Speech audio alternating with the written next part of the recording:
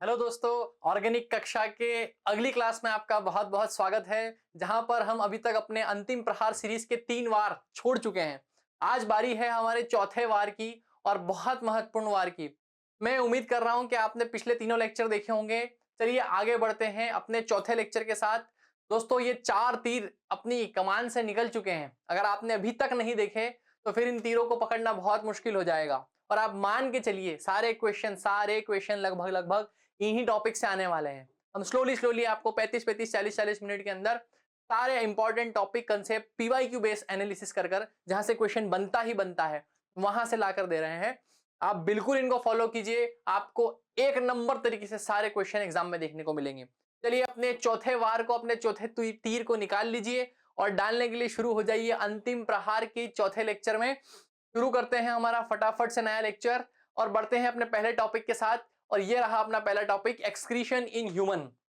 Excretion in human.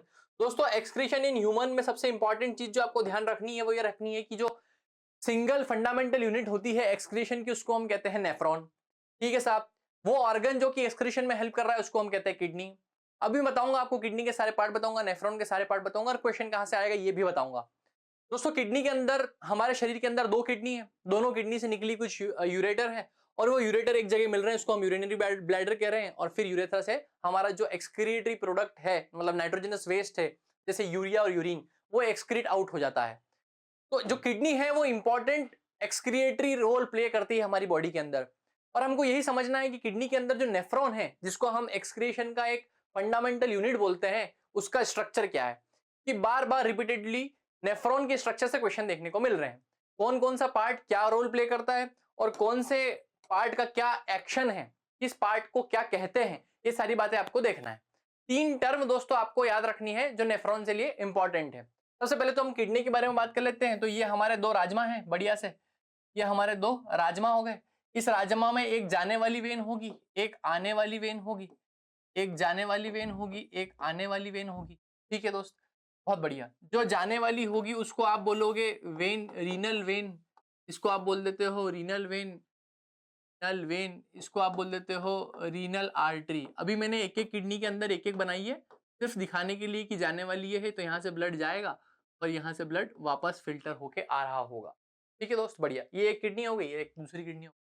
अच्छा, एक बात समझो, यहाँ पर किडनी के अंदर बहुत सारे छोटे छोटे क्या पड़े हैं, नेफ्रॉन पड़े हैं। बहुत सारे छोटे छोटे क्या पड़े हैं, नेफ्रॉन पड़े हैं। अभी इसको इस तरह से समझ लो, बहुत सारे छोटे छोटे क्या पड़े हैं, नेफ्रॉन पड़े हैं। अच्छा मास्टर, ठीक है।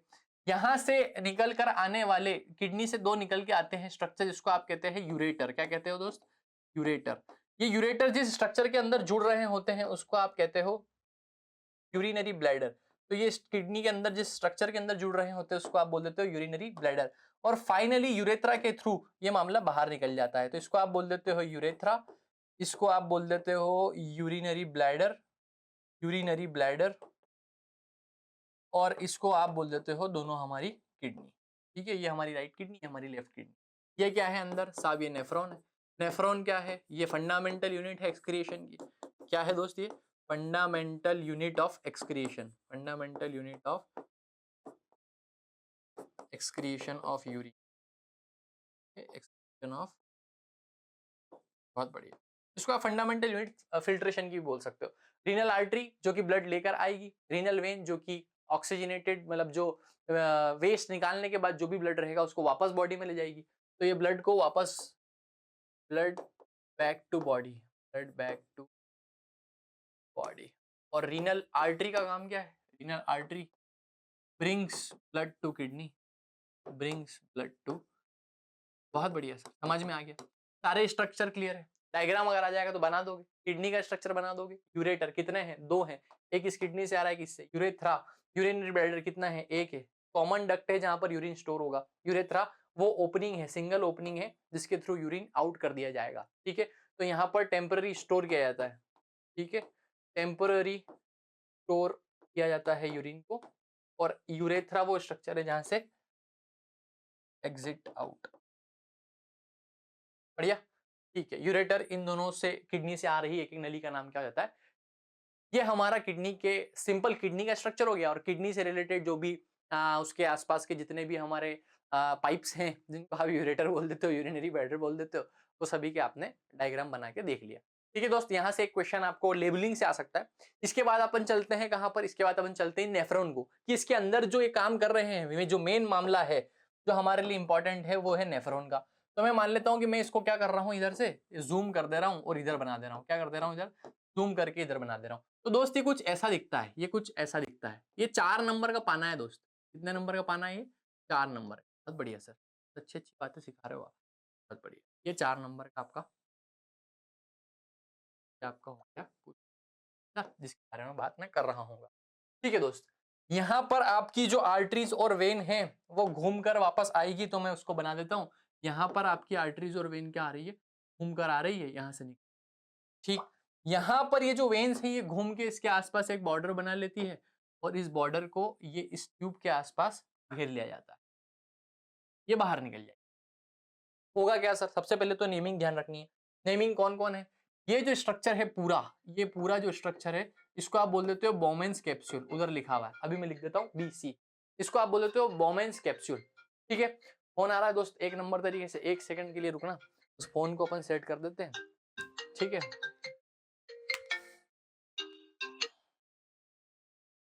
ठीक है, आगे बढ़ते हैं और समझते हैं क्या है मामला आगे। तो ये हमारा हो गया बोमेंस कैप्सूल। बोमेंस कैप्सूल के नीचे जो है उसको आप बोल देते हो PCT। ठीक है, ऐसा मत समझना कि मैं आईफोन वाला हूँ, या आईफोन उनका है जिनका ये स्टूडियो है जहाँ हम रिकॉर्डिंग कर रहे हैं। अपन तो गरीब आदमी भाई अपने पास तो चाइना कंपनी का एक मोबाइल है, उसी से अपनी जिंदगी चल रही है। हाँ, तुम अगर लाइक शेयर बढ़वा दोगे तो शायद कुछ मामला चेंज हो जाए। ठीक है, चलो इसको आप कहते हो, ये जो पूरा स्ट्रक्चर है, ये जो इस तरह का शेप बन रहा है, यू शेप को आप कहते हो loop of Henley. Loop of Henley class में रख गए मालिक वो, है ना, क्लास में रख गए वो, और पता भी नहीं है क्लास चल रही, कैसे कैसे लोग हैं भाई की कोई वैल्यू नहीं, बताओ। और ये है DCT, ये जो ऊपर चढ़ने वाली ट्यूब है इसको कहते हैं DCT, इसको कहते हैं लूप ऑफ हेनली, इसको कहते हैं PCT। इसको आप बोल देते हो कलेक्टिंग डक्ट। फाइनली यहाँ पर कलेक्ट होके आपका यूरिन जो है वो क्रिएट हो जाएगा। अब इसके अंदर क्या क्या काम है वो अपन पिछली स्लाइड पे समझ लेंगे। तो ये 2 स्ट्रक्चर आपको बिल्कुल बाय हार्ट होने चाहिए। लूप ऑफ हेनली क्या है, PCT क्या है, DCT क्या है। इसको DCT कहते हैं दोस्त, PCT नहीं कहते, दिख रहा होगा। इसको DCT कहते हैं, इसको PCT कहते हैं, इसको बोमेंस कैप्सूल कहते हैं। और ये जो नेटवर्क गुच्छा बन रहा है जो यहाँ पर आर्टरीज का, इसको आप बोलते हो ग्लोमेरुलस। ग्लोमेरुलस हो जाएगा भाई, सारी बातें बता दोगे, दोनों के स्ट्रक्चर समझा दोगे, समझा देंगे मास्टर, आगे पढ़ाओ। क्लियर है, एकदम क्रिस्टल क्लियर है दोस्त, फटाफट इसके स्ट्रक्चर को समझो। देखो ये सारी बातें अपन ने देखी, ग्लोमेरुलस देख लिया, बोमेंस कैप्सूल देख लिया, BC का नाम था क्या उधर, बोमेंस कैप्सूल, लूप ऑफ हेनली देख लिया, DCT देख लिया और कलेक्टिंग डक्ट देख लिया। सबसे पहला और इंपॉर्टेंट फंक्शन, अगर आपको 4 नंबर या 5 नंबर के अंदर ये क्वेश्चन आता है कि नेफ्रॉन की फंक्शनिंग को समझाओ, तो आप नेफ्रॉन की फंक्शनिंग के अंदर ये 3 बात जरूर मेंशन करेंगे। सबसे पहली चीज आप लिखोगे अल्ट्राफिल्ट्रेशन, उसके बाद आप लिखोगे सिलेक्टिव रीअब्जॉर्प्शन और अंतिम आप लिखोगे ट्यूबुलर सीक्रेशन। अगर ये तीनों शब्द आपकी कॉपी के अंदर उस एग्जामिनर को नहीं दिखे तो वो आपको बिल्कुल तवज्जो नहीं देने वाला, जैसा आपको दुनिया अभी तक नहीं देती आई है, या वो लोग नहीं देते आए जिनसे आप तवज्जो एक्सपेक्ट कर रहे हैं। ठीक है दोस्तों, ये तीनों शब्द आपके अंदर बिल्कुल होना चाहिए, आपके अंदर मतलब आपकी कॉपी के अंदर। अल्ट्राफिल्ट्रेशन, सिलेक्टिव अब्जॉर्प्शन और ट्यूबुलर सीक्रेशन। क्या है अल्ट्राफिल्ट्रेशन, सिलेक्टिव अब्जॉर्प्शन और ट्यूबुलर सीक्रेशन, फटाफट समझो इधर। अल्ट्राफिल्ट्रेशन मतलब ये आर्टरी जो लेकर आ रही है ब्लड, इस ब्लड में नाइट्रोजनस वेस्ट है, ये नाइट्रोजनस वेस्ट कहाँ आ जाएगा, नेफ्रॉन के अंदर।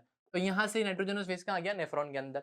बाकी जो ब्लड है वो कहाँ चला गया, इस आर्टरी के थ्रू इस कैपिलरी के अंदर आ गया।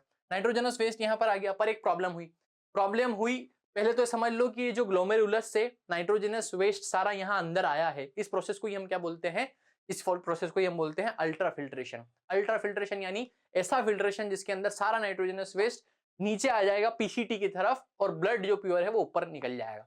ठीक है साहब, इसका क्या होगा, अब चूंकि ये नाइट्रोजनस वेस्ट यहाँ पर आया है, इसकी संभावना है कि इसके साथ साथ कुछ असेंशियल कंपोनेंट भी अपने साथ वापस आ जाए, तो वो असेंशियल कंपोनेंट को वापस कैपिलरी के अंदर डाला जाएगा, मतलब यहाँ से वो असेंशियल कंपोनेंट को वापस इसके अंदर डाला जाएगा।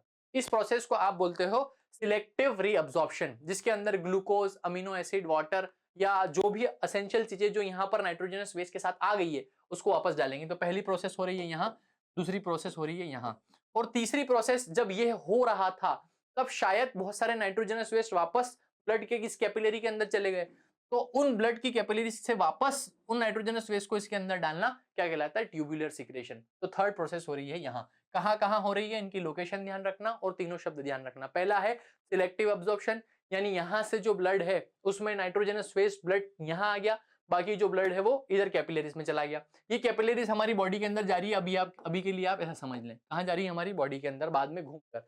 हम जब 12th के अंदर पढ़ते तो बताते हैं इसका पाथ क्या है, पर अभी आपके लिए जरूरी नहीं है, ठीक है। उसके बाद जब यह यहाँ आया ब्लड नाइट्रोजनस वेस्ट, तो इसके साथ ग्लूकोज अमीनो एसिड भी आ सकते हैं, तो उनको वापस कैपिलरी के अंदर डालना है, तो यहाँ से वापस डाल दिया। इस प्रोसेस को बोल दिया सिलेक्टिव अब्जॉर्प्शन। जब इसके साथ अपने ग्लूकोज अमीनो एसिड जो आ गया था उसको वापस डाला, तो ये पॉसिबिलिटी है कि कुछ नाइट्रोजनस वेस्ट इस प्रोसेस के अंदर चले जाएं। उन नाइट्रोजनस वेस्ट को वापस लाने के लिए आपने क्या करा, वापस लाने के लिए कैपिलरी से वापस इसके अंदर डाला, ताकि ये वेस्ट से बाहर कहाँ चला जाएगा, मामला कलेक्टिंग डक्ट के अंदर। कहाँ चला जाएगा ये, कलेक्टिंग डक्ट के अंदर। फिर यहाँ से हमारा यूरेटर, यूरेटर से हमारा यूरिनरी ब्लैडर, और फिर समझ गए दोस्त। तो ये तीन प्रोसेस आपको मार्क करनी है, तीनों प्रोसेस आपको ध्यान रखनी है। पहले का नाम है अल्ट्रा फिल्ट्रेशन, दूसरे का नाम है सिलेक्टिव रिएब्सॉर्प्शन, और तीसरे का नाम है ट्यूबुलर। कहाँ कहाँ होती है, क्या क्या होती है, बिल्कुल आपको ध्यान रखना होगा। अच्छा, नाइट्रोजनस वेस्ट क्या होते हैं, यूरिया और यूरिक एसिड, जो कि हमारी बॉडी बनाती है, जिसको बाहर निकालना होता है। अगर इनका एक्यूमुलेशन हो जाएगा तो बॉडी के अंदर टॉक्सिसिटी क्रिएट हो जाएगी, ये संभावना है कि आपकी डेथ हो जाए। ठीक है दोस्त, एक और इंपॉर्टेंट चीज है हीमोडायलिसिस, वो मैं आपको सेपरेट पढ़ा रहा हूँ। अभी के लिए यहाँ से क्वेश्चन क्या बनेंगे वो समझो। क्वेश्चन जो आएगा वो आपको स्ट्रक्चर आ सकता है, एक स्ट्रक्चर आपको किडनी का आ सकता है, एक स्ट्रक्चर आपको नेफ्रॉन का आ सकता है। मुश्किल है किडनी का आना, बट नेफ्रॉन का आना बहुत पॉसिबिलिटीज है। नेफ्रॉन के आने की पॉसिबिलिटी हाई है, किडनी के आने की कम है। आ भी सकता है, एक बार जनरल पढ़ लेना। ठीक है, दूसरा आपको फंक्शनिंग पे क्वेश्चन आ सकता है, फंक्शनिंग पे क्वेश्चन आ सकता है, तो आप फंक्शनिंग तीनों की समझेंगे। प्लस ये तीन प्रोसेसेस आपके लिए बहुत बहुत बहुत इंपॉर्टेंट है, ये तीनों processes, ultra filtration, selective absorption और ट्यूबुलर सर्कुलेशन। ठीक है दोस्त। अच्छा, आपको नेमिंग आ सकती है, नेमिंग मतलब आप कौन सा पार्ट कौन सा है, इस बात की आप नेमिंग करें। और ये भी क्वेश्चन आ सकता है कि कहां पर कौन सी प्रक्रिया हो रही है। हो जाएगा। मैं ये मान के चल रहा हूं कि तीनों प्रोसेस आपको क्लियर है, क्या क्या क्वेश्चन आ सकते हैं ये आपको क्लियर है। आगे बढ़ते, ये तो छोड़ना ही नहीं है बेटा, 1 2 3, एक स्ट्रक्चर नहीं छोड़ना है, ये चारों पार्ट नहीं छोड़ना है, और ये दोनों स्ट्रक्चर रटे होने चाहिए। ठीक है दोस्त, बना के मैंने आपको फटाफट बता दिया। 4 नंबर का पाना है, 4 नंबर का पाना याद कर रख लो, इसको बना लोगे, ऐसे ही साइकिल के अंदर घुसाओ घुमाओ, बस ये वही है। ठीक है, ये तुम्हारी किडनी के अंदर घूम रहा है 4 नंबर का पाना, जब जाके सारा तुम यूरिन एक्सक्रीट कर पा रहे हो। चलो दोस्त आगे चलते हैं। ग्लैंड्स, एंजाइम एंड डाइजेशन, क्या है ये मामला, बहुत इंपॉर्टेंट टॉपिक है दोस्त। हर बार एमसीक्यू के अंदर सीक्रेशन से क्वेश्चन आ जाता है। अगर डाइजेशन की प्रोसेस हुई तो भी इन्हीं एंजाइम को आपको मेंशन करना पड़ेगा। सबसे पहले आ जाता है सलाइवरी ग्लैंड। क्या होता है मास्टर सलाइवरी ग्लैंड? आपकी बकल कैविटी के अंदर एक ग्लैंड है जिसका काम होता है सलाइवा निकालना। उस सलाइवा के अंदर एक एंजाइम होता है सलाइवरी अमाइलेज, और सलाइवरी अमाइलेज स्टार्च का डाइजेशन करता है। सारी बातें यहाँ पर लिखी हुई है, मैं आपको फटाफट समझा दे रहा हूँ। ठीक है, किसका डाइजेशन करेगा? स्टार्च का डाइजेशन करेगा। तो बहुत बढ़िया भाषा, आप पता समझ में आ गया। याद रखना, ये जो सलाइवरी अमाइलेज लिखा है ना, इसका काम होता है स्टार्च का डाइजेशन। ठीक, स्टार्च का डाइजेशन। अच्छा, ये सलाइवा जो है वो हमारी जो टंग है वो सलाइवा को मिक्स कर देगी फूड में, तो उसमें फ्रिक्शन जो है वो रिड्यूस हो जाएगा, वो अच्छे से मिक्स हो जाएगा, और उसके बाद वो डाइजेशन के लिए रेडी हो जाएगा। उसके बाद नीचे आ जाओ, जैसे ही आप पेट में जाओगे तो आपको गैस्ट्रिक ग्लैंड मिलेंगे। गैस्ट्रिक ग्लैंड का पहले सीक्रेशन का नाम होता है HCl। सर HCl का काम क्या है? HCl का काम है कि आप खाते रहे हो बाहर पताशे दबा दबा के। ठीक है, आप खाते रहे हो बाहर, उस पताशे के अंदर होता कुछ नहीं है, वो अंकल को खुजली चलती है, अंकल पीछे खुजाल के और कहीं और खुजाल के, जहां तुम समझ रहे हो, तुमको पानी में हाथ डाल के वापस दे देते थे पताशा, और तुम खा लेते हो दबा के। तो संभावना है कि उसमें अंकल के बैक्टीरिया, वायरस, फंजाई, बहुत सारी चीजें रह सकती है। वो आपकी बॉडी के अंदर ग्रो ना करे, इसके लिए क्या करें? इसके लिए ये करें साहब कि आपका जो HCl है वो तैनात है। वो तैनात है, क्या करेगा? गैस्ट्रिक ग्लैंड HCl निकालेगा, जो भी बैक्टीरिया, फंजाई, वायरस आए हैं उनको मार देगा। सर कैसी गंदी गंदी बातें कर रहे हो, समझ नहीं आ रहा। आज तक पताशे खाते आए इतने सुख से, आज क्या अब पताशे छुड़वाओगे क्या हमारे? बेटा उसी का स्वाद है जो पताशे में आप नमक फील करते आ रहे हैं, वो नमक नेचुरल नमक है। ठीक है, चलिए आगे बढ़ते हैं। पेप्सिन, गैस्ट्रिक ग्लैंड से निकलता हुआ पेप्सिन। पेप्सिन का काम बेसिकली ये है कि पेप्सिनोजन एक एंजाइम है, और वो पेप्सिनोजन HCl की प्रेजेंस में पेप्सिन में कन्वर्ट होता है, और पेप्सिन का काम है प्रोटीन डाइजेशन का। क्या मैंने बोला? पेप्सिनोजन कहाँ कन्वर्ट होता है? पेप्सिनोजन नाम का एक एंजाइम है जो कि कन्वर्ट हो जाता है पेप्सिन में। किसकी प्रेजेंस में? HCl की प्रेजेंस में। ठीक है, तो HCl का एक काम भी होगा कि पेप्सिनोजन को पेप्सिन के अंदर कन्वर्ट करना है, और इसका काम है प्रोटीन डाइजेशन। का काम है प्रोटीन डाइजेशन। क्वेश्चन सबसे इंपॉर्टेंट, एक PYQ की बॉडी में प्रोटीन डाइजेशन कहाँ स्टार्ट होता है? तो आप बताएंगे कि बॉडी के अंदर प्रोटीन डाइजेशन स्टार्ट हो जाता है साहब पेट के अंदर। ऑप्शन आएगा कि माउथ में होता है, पेट में होता है, स्मॉल इंटेस्टाइन के अंदर होता है, तो आप क्या बोलेंगे? प्रोटीन डाइजेशन कहाँ शुरू हो जाता है? पेट के अंदर। कैसे होता है? पेप्सिन की मदद से। अगले हार्मोन को अपन पढ़ते हैं म्यूकस। म्यूकस क्या करती है? ये भी गैस्ट्रिक ग्लैंड रिलीज करता है म्यूकस। तो गैस्ट्रिक ग्लैंड से रिलीज होने वाले तीनों चीजों का नाम पीवाईक्यू है। ये भी दोस्त क्या है? ये एक पीवाईक्यू। तीनों का नाम, एक का नाम है HCl, उसका काम बता ही दिया, पेप्सिन का काम बता ही दिया, म्यूकस। HCl इतना खतरनाक है बेटा, आप जब केमिस्ट्री के अंदर पीएच पढ़ते हैं तो आप HCl का पीएच पढ़ते हैं 1-2 के आसपास होता है। इतना खतरनाक पीएच है कि आपकी पेट की 12 बजा सकता है। तो पेट की 12 ना बजे उसके लिए एक प्रोटेक्टिव कवरिंग लगा रखी है, उस कवरिंग का नाम क्या है? म्यूकस। ये रोज सीक्रेट होती है, रोज खत्म होती है, रोज सीक्रेट होती है, रोज खत्म होती है। ठीक है दोस्त, चलो अब हमारा खाना आगे बढ़ा, स्मॉल इंटेस्टाइन की तरफ बढ़ रहा है, उससे पहले ग्लैंड आ गया जिसका नाम हमारा लीवर है। लीवर का काम क्या है? लीवर का काम है इमल्सिफिकेशन। एक शब्द आपको ध्यान रखना है, व्हाट इज इमल्सिफिकेशन? इमल्सिफिकेशन मतलब तोड़ना, इमल्सिफिकेशन मतलब ब्रेक डाउन। क्या होता है emulsification? Break down. As such liver के पास कोई स्पेसिफिक वो बाइल जूस सीक्रेट करता है लीवर, और बाइल जूस के पास एज सच कोई एंजाइम नहीं है, बट बाइल जूस का काम क्या है? लीवर के फैट के जो बड़े बड़े टुकड़े हैं उनको छोटे छोटे टुकड़े के अंदर तोड़ना। तो इमल्सिफाई फैट मतलब ब्रेक डाउन ऑफ फैट, बड़े फैट के टुकड़ों को छोटे फैट के अंदर तोड़ना। फर्दर फैट का बैकग्राउंड आगे होगा, हम देखने जाएंगे। अच्छा, ये जो लीवर बाइल जूस सीक्रेट करता है, ये थोड़ी देर के लिए एक जगह पर स्टोर होता है, उसका नाम है गॉल ब्लैडर। ठीक है, उसका नाम क्या है? Gall bladder. ये भी अपने आप में एक पीवाईक्यू। ये सारे पॉइंट, ये भी एक पीवाईक्यू है, ये भी एक पीवाईक्यू है। पेनक्रियास के सारे एंजाइम का नाम। ठीक है दोस्त, समझ गए? आगे आ जाओ। पेनक्रियास, पेनक्रियास के सारे एंजाइम का नाम पीवाईक्यू। सबसे पहले पूछेगा पेनक्रियाटिक अमाइलेज, जहां शब्द अमाइलेज लग जाए मतलब स्टार्च का डाइजेशन। अगला ट्रिप्सिन, जहां शब्द ट्रिप्सिन लग जाए वहां प्रोटीन का डाइजेशन। अगला है पेनक्रियाटिक लाइपेज, लाइपेज मतलब फैट का डाइजेशन। ठीक है, ट्रिप्सिन, पेप्सिन और ट्रिप्सिन, लाइपेज और पेनक्रियाटिक अमाइलेज डबल हो गया ये। ठीक है, इसका काम क्या है? ट्रिप्सिन का काम है प्रोटीन का डाइजेशन, ये करेगा पेनक्रियाटिक लाइपेज फैट का डाइजेशन, और उस फैट को तोड़ने का काम कौन करेगा? लीवर का बाइल जूस। पेनक्रियाटिक अमाइलेज करेगा स्टार्च का डाइजेशन। हो पाएगा दोस्त? हो पाएगा सर, बहुत बढ़िया। आगे आ जाओ। इंटेस्टाइनल ग्लैंड, इंटेस्टाइनल ग्लैंड का सीरीज करते हैं। इंटेस्टाइनल जूस, ये पांचों आपको याद रखना है, माल्टेस, सुक्रेज, लैक्टेस, पेप्टाइडेज और लाइपेज। माल्टेस मतलब जो कि डाइसैकेराइड है, माल्टोस, उसको तोड़ेगा ग्लूकोज के अंदर। सुक्रेज जो भी एक डाइसैकेराइड है उसको तोड़ेगा ग्लूकोज के अंदर।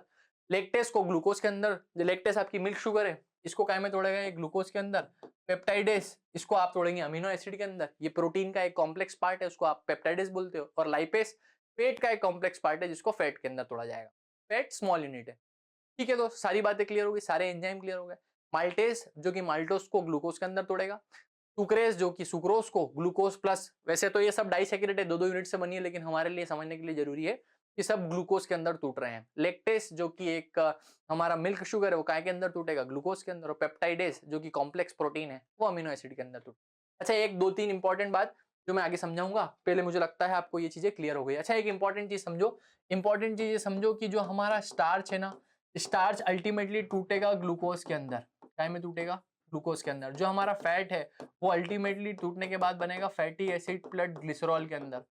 जो हमारा प्रोटीन है वो प्रोटीन अल्टीमेटली टूटेगा अमीनो एसिड के अंदर, पूरे डाइजेशन के बाद। ठीक है, स्टार्च हो गया, फैट हो गया, प्रोटीन हो गया। बाकी विटामिन मिनरल्स के लिए डाइजेशन की जरूरत नहीं होती, वाटर के लिए डाइजेशन की जरूरत नहीं होती। अल्टीमेटली आप खाने के अंदर ये तीन ही बातें कंज्यूम कर रहे होते हैं। बाइल के पास अपना कुछ एंजाइम नहीं है, और प्रोटीन डाइजेशन काम शुरू हो जाता है स्टोमक में। ये अपने आप में एक पीवाईक्यू। ठीक है, कंप्लीट डाइजेशन कहाँ होता है? ये होता है स्मॉल इंटेस्टाइन में, ये भी एक पीवाई। अच्छा, एक और पीवाईक्यू, पेनक्रियास क्या है? एक मिक्स्ड ग्लैंड है, क्योंकि पेनक्रियास डाइजेशन तो करता ही करता है, साथ साथ पेनक्रियास कुछ हार्मोन निकालता है। आपने नाम सुना होगा इंसुलिन, जो कि डायबिटीज में लिए होता है। इसमें दो तरह के सेल होते हैं, एक आइलेट्स ऑफ लैंगरहैंस है, आपके काम का नहीं है, 12वीं में जब आओगे, जब पढ़ेंगे 11वीं में, अगर आप बायोलॉजी लोगे तब पढ़ेंगे। ठीक है, इंसुलिन का काम क्या है? डायबिटीज को कंट्रोल करना, ब्लड ग्लूकोज लेवल को कंट्रोल करना। ये हमारा डाइजेशन वाला पार्ट कंप्लीट, नेफ्रॉन वाला पार्ट कंप्लीट। मैं उम्मीद करके चल रहा हूं दोनों पार्ट आपको एकदम क्रिस्टल क्लियर होंगे। क्या क्या क्वेश्चन कहां कहां से बन सकते हैं ये मैंने आपको सारे बता दिए। हार्मोन्स के नाम ध्यान रखना है, एंजाइम्स के नाम ध्यान रखना है, हर एक एंजाइम का क्या फंक्शन है ध्यान रखना है। ट्रिप्सिन का क्या काम है, पेनक्रियाटिक अमाइलेज का काम है, लाइपेज का क्या काम है, पेप्सिन का यहाँ का काम था, म्यूकस का काम है, HCl का क्या काम है, और इधर इन पांचों के काम क्या है, ये तो आपको ध्यान रखना ही रखना है। इनको एक बार आप स्किप कर सकते हो, can be skip but this can't be skip. ठीक है, ये आप स्किप नहीं कर सकते, ये वाला साइड, ये अगर याद नहीं हो सकते तो एक बार स्किप कर सकते हो, पर ये वाली बात ध्यान रखना। चले दोस्त, आगे बढ़ते। प्रोटीन डाइजेशन नहीं समझाया मैंने, एंजाइम समझाया फटाफट फटाफट कौन क्या करता है। आगे बढ़ते हैं, ब्रेन, ये है सबसे इंपॉर्टेंट पार्ट। सर ये तो हमारे पास है ही नहीं, बेटा किसी के पास ही नहीं है या सबके पास है, कोई उपयोग नहीं कर रहा, बात बराबर ही है। तो आगे हम पढ़ लेते हैं ब्रेन, और फटाफट फटाफट मैं आपको चुटकियों के अंदर ब्रेन करा दूंगा, इतना जल्दी करा दूंगा आप बोलेंगे कि अरे सर ऐसा तो ब्रेन कभी पढ़ा ही नहीं, पूरा याद, मतलब ऐसा भी नहीं कि हल्का पतला, पूरा याद। ठीक है, चलो आगे बढ़ते हैं। देखो फोर ब्रेन, मिड ब्रेन और हैंड ब्रेन, ये तीन तरह के ब्रेन ह्यूमन ब्रेन के पार्ट्स होते हैं। ह्यूमन ब्रेन के तीन पार्ट्स होते हैं, फोर ब्रेन, मिड ब्रेन और हैंड ब्रेन। तीनों बातें आपको ध्यान रखनी है, फोर ब्रेन, मिड ब्रेन और हैंड ब्रेन। अब इसके अंदर जो है आपको फोर ब्रेन के तीनों पार्ट ध्यान रखने हैं, सेरेब्रम, थैलेमस और हाइपोथैलेमस। तो एक कंपनी होती है टीसीएस, लेकिन हम यहाँ टीसीएस ना पढ़ के अब क्या पढ़ेंगे, टीसीएच, थैलेमस, सेरेब्रम और हाइपोथैलेमस। ये सेरेब्रम है, सेरेबेलम नहीं है। ठीक है दोस्त, सेरेब्रम है, सेरेबेलम नहीं है, बिल्कुल ध्यान रखना।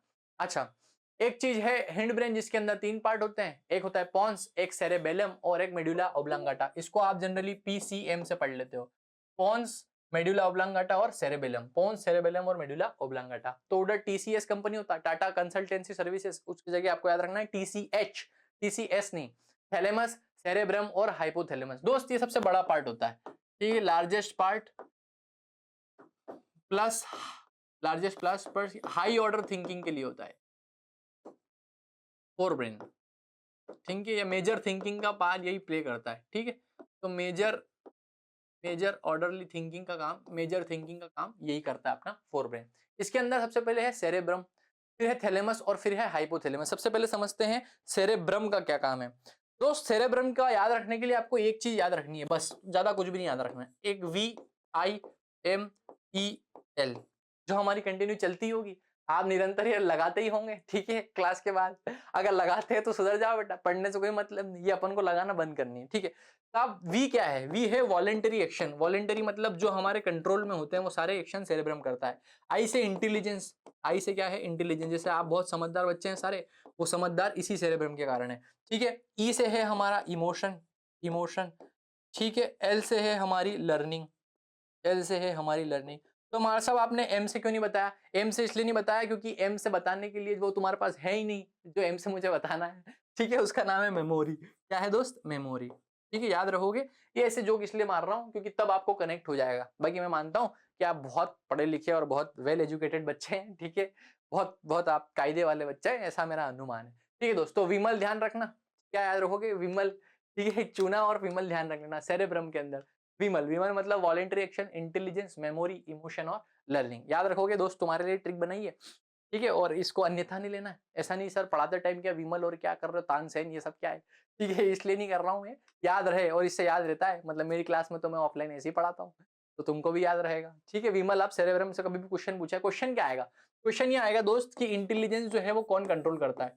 क्वेश्चन ये आएगा कि मेमोरी किससे कंट्रोल होती है। क्वेश्चन ये आएगा कि सेरेब्रम के फंक्शन का नाम लिखो। ठीक है, एक चीज होती है थैलेमस, इसका काम है रिले सेंटर। इसका क्या काम है, रिले सेंटर। सर इसकी भी ट्रिक बताओ, इसकी क्या विमल थी तो इसकी तानसेन होगी, नहीं तानसेन नहीं होगी। रिले सेंटर का मतलब क्या है, देखो ये डिसाइड करता है कि कौन सी इंफॉर्मेशन आपकी ब्रेन तक जानी है, कौन सी इंफॉर्मेशन आपकी ब्रेन तक नहीं जानी। कैसे मास्टर, मान लो आप सो रहे हो, रात को सोते सोते किसी ने आवाज लगाई, अक्षय अक्षय, मैं ही सो रहा हूं मान लो, अक्षय अक्षय, तो संभावना है कि आवाज सुन के मेरी नींद खुल जाएगी। मान लो जैसे अभी ये फोन बजा था ना बीच में, मान लो ऐसा फोन बजता है रात को 2 बजे, तो ये पॉसिबिलिटी कि आपकी नींद नहीं खुलेगी। क्यों नहीं खुलेगी, क्योंकि ये थैलेमस डिसाइड कर रहा है कौन से सिग्नल आपके ब्रेन तक जाने चाहिए। आपका नाम अगर पुकारा जा रहा है तो उस नाम वाले सिग्नल को ये जाने दे रहा है, इसलिए हम इसको क्या बोल रहे हैं, relay centre. Relay centre that decide, decide which signal, which signal, which signal reaches for brain, which reaches for brain. Sir इसकी भी ट्रिक बताओ। दोस्त हर चीज की ट्रिक नहीं है, अब ये समझने वाला कॉन्सेप्ट है तो इसकी क्या ट्रिक बताऊं। ठीक है, चलो आगे आ जाओ आप, अगले में हम पढ़ लेते हैं हाइपोथैलेमस। हाइपोथैलेमस में आपको एक ट्रिक याद रखनी है, बेस्ट हंगर। क्या याद रखना है, बेस्ट हंगर। हाइपोथैलेमस में आपको याद रखना है बेस्ट। बी से क्या है, बी से है सर बॉडी का टेम्परेचर, तापमान, गर्म हो जाता है ना आप कभी कभार। ई से है आपके इमोशन। ठीक है, नींद जो आपको आती है भर भर के, हाइपोथैलेमस के कारण आती है। ठीक है, और उसके बाद हंगर आपका हो गया। ठीक है, टी से क्या था, टी से मैं ही भूल गया, बॉडी टेम्परेचर, इमोशन, स्लीप और हमारा, ठीक है, टायर्डनेस भी इसी के कारण आपको फील होती है। और ये हंगर, बेस्ट हंगर, ये आपको ध्यान रखना है किसके अंदर, हाइपोथैलेमस के अंदर, बेस्ट हंगर। ठीक है, हाँ, अब आ जाता है हमारा हिंड ब्रेन के अंदर सेरेबेलम, पोन्स और मेडुला ओब्लांगाटा। ठीक है, और टायर्डनेस नहीं है यार, टायर्ड नहीं, थर्स्ट है, हंगर तो थर्स्ट थी ना, क्या लिख रहा हूँ, थर्स्ट क्या हो गया यार, टायर्डनेस मुझे आगे ही लगता, बतासे वाला पानी पी लिया था। क्या है दोस्त, थर्स्ट। तो best hunger, body temperature, emotion, sleep, thirst और हंगर। आगे बढ़ते हैं हम, पीसीएम के अंदर क्या है, सेरेबेलम, पोन्स और मेडुला ओब्लांगाटा। सेरेबेलम के अंदर आपको याद रखना है दो तीन बात, कि सेरेबेलम के अंदर कीवर्ड क्या है, दारू। क्या है कीवर्ड, दारू। सर क्या पढ़ा रहे हो, विमल दारू ये सब क्या है, हम क्या करें बेटा, ये सब याद रहेगा। सेरेबेलम आपके बॉडी के बैलेंस को कंट्रोल करता है, ठीक है, ये आपके पोस्चर को कंट्रोल करता है और ये आपके मूवमेंट को कंट्रोल करता है। सेरेबेलम आपके पोस्चर, मूवमेंट और बैलेंस को कंट्रोल करता है। दारू से क्यों याद रखना सर, दारू पीने पे हमारा बैलेंस भी बिगड़ता है, हमारा पोस्चर भी बिगड़ता है और मूवमेंट तो बिगड़ता ही है।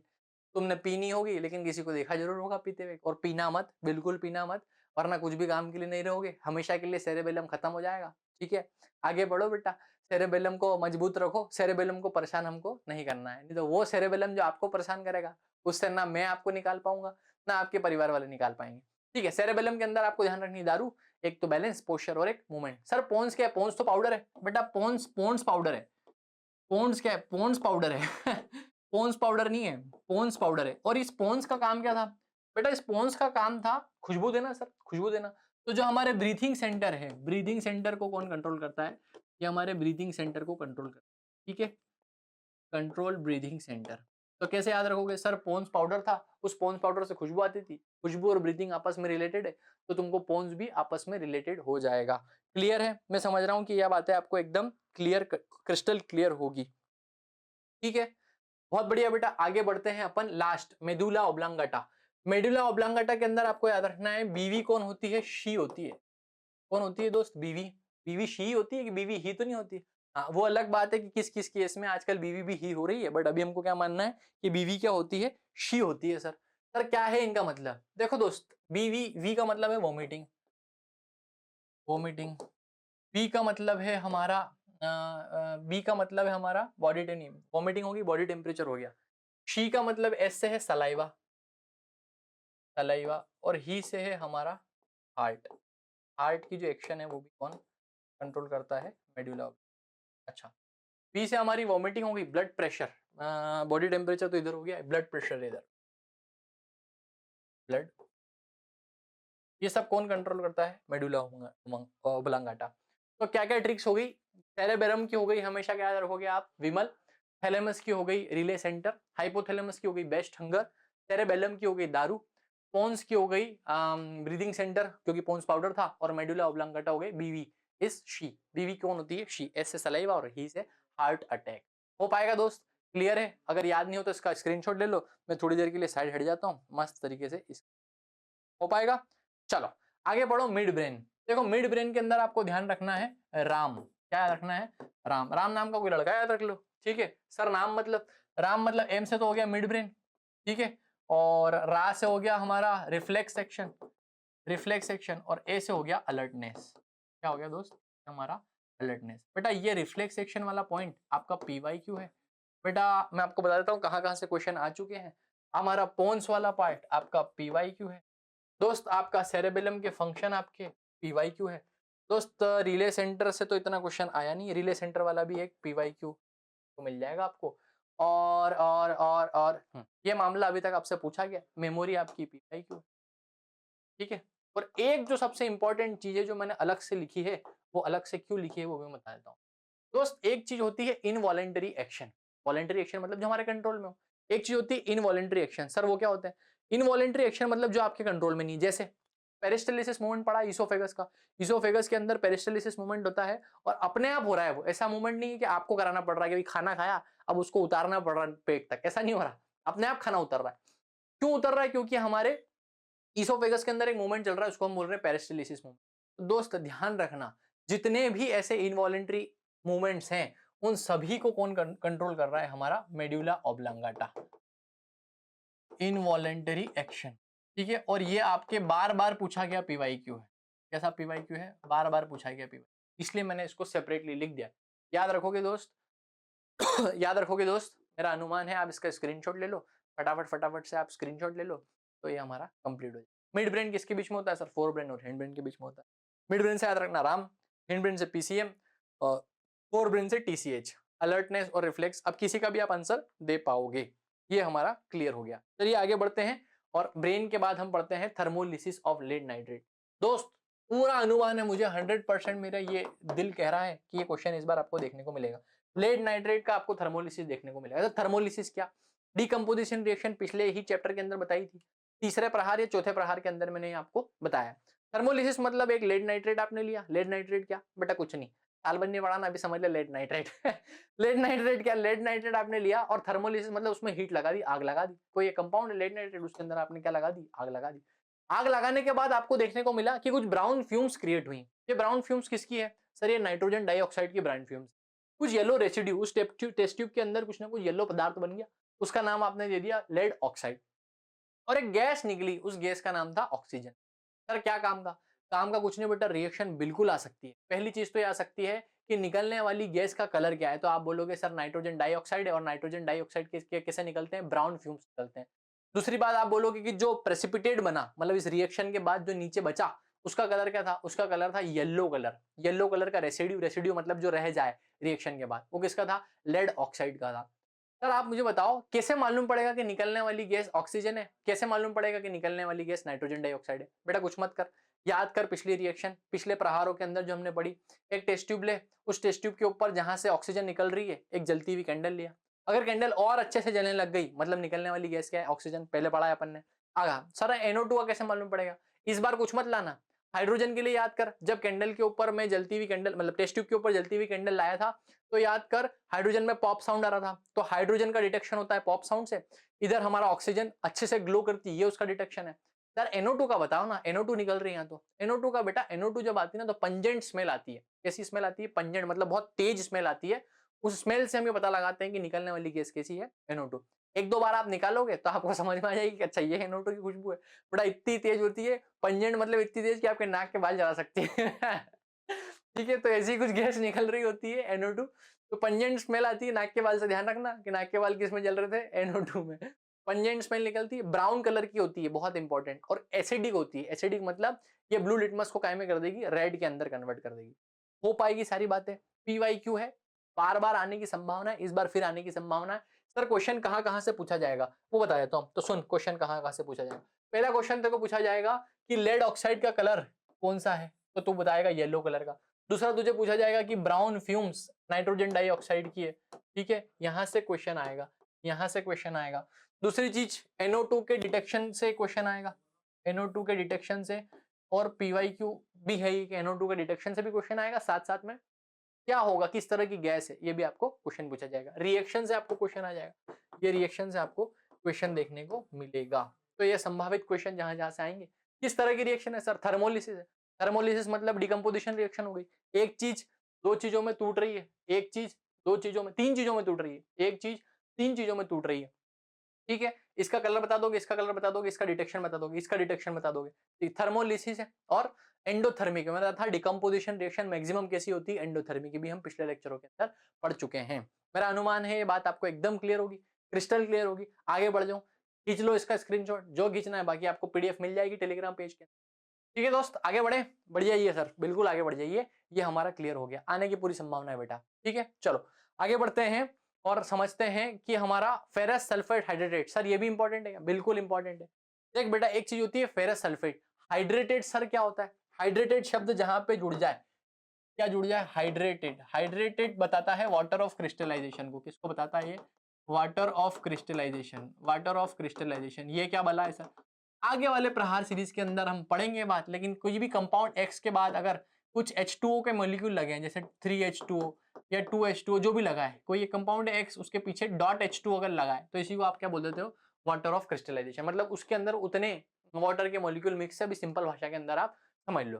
तो फेरस सल्फेट हाइड्रेटेड मतलब FeSO4.7H2O। जब इसको आप हीट करते हो तो पहले बनता है FeSO4, फिर FeSO4 को आप हीट करते हो तो बनता है Fe2O3, प्लस दो गैस निकलती है, एक का नाम है SO2, एक का नाम है SO3।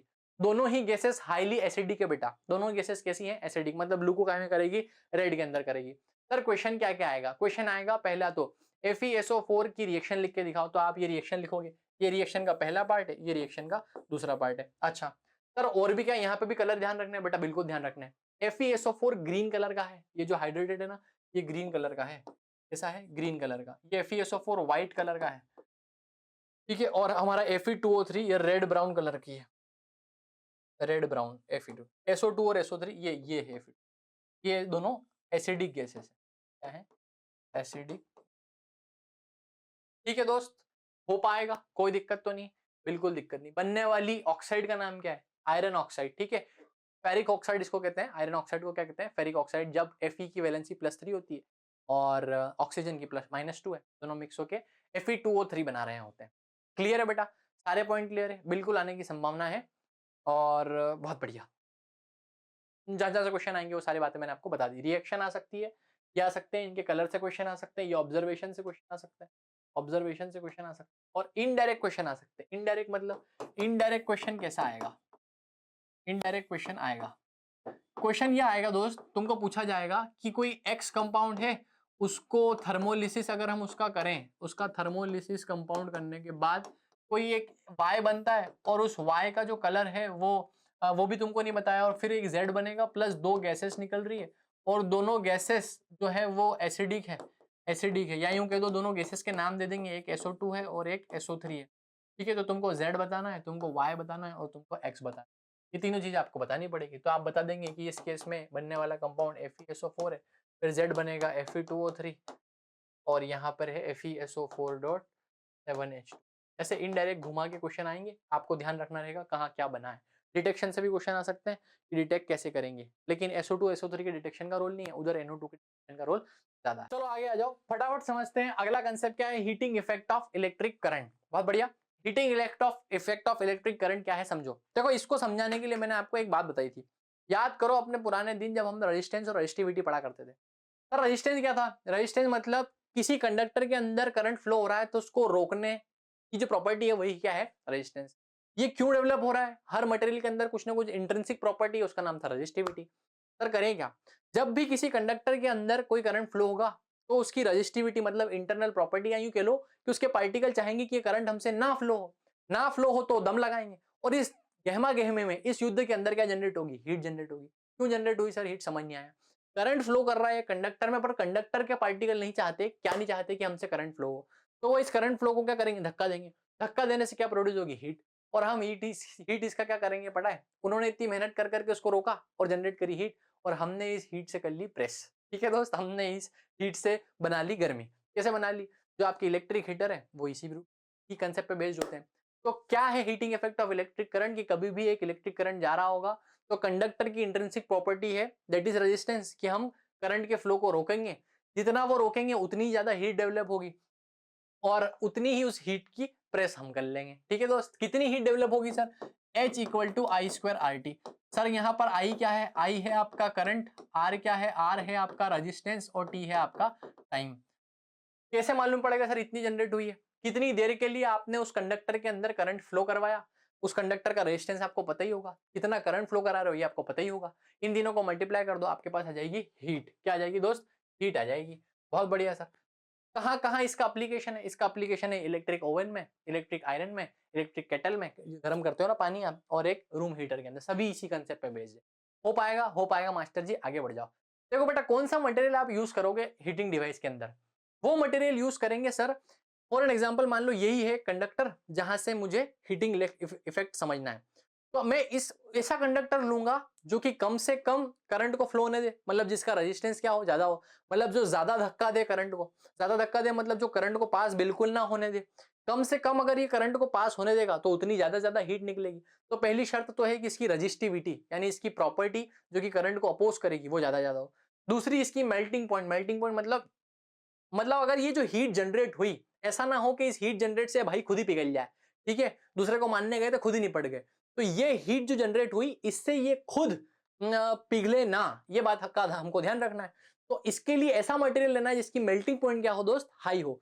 सर क्यों ये अपोज कर रहा है, ये इसलिए अपोज कर रहा है, इसकी प्रॉपर्टी है, इसकी अपोज करने सर क्या हो रहा है, हीट जनरेट हो रही है, और वो हीट इसको भी पिघला सकती है, इसलिए इसकी मेल्टिंग पॉइंट क्या होना चाहिए, हाई होना चाहिए, या ये अच्छे टेम्परेचर पे भी, ज्यादा टेम्परेचर पे भी सख्त बना रहे, मजबूत बना रहे, पिघले ना।